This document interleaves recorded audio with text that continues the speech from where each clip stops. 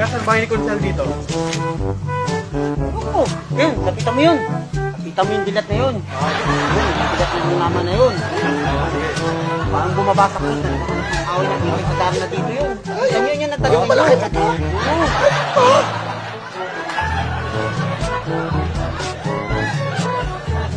Salamat kuya ha. Wala ba? Wala nang budget dito eh. Kano ba pera mo dyan? May bayad ba? Oo, may bayad. Teka, tignan mo. Ano ba Magkano pera pera mo ko ha? Eh, 2 piso na pera ko eh.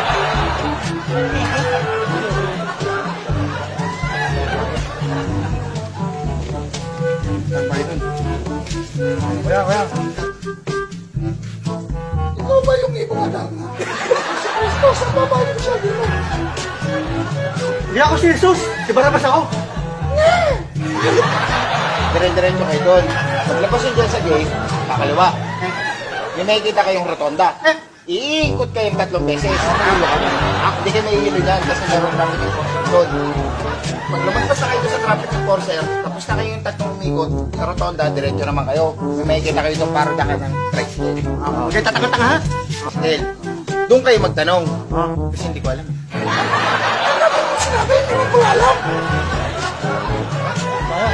Gulo-gulo nyo. Mga tayo.